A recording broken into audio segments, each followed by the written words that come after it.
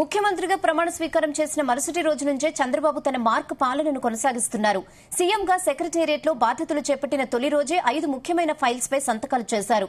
Polavaram project నిర్మాణం విషయంలో కూడా చంద్రబాబు ఫోకస్ చేస్తున్నారు.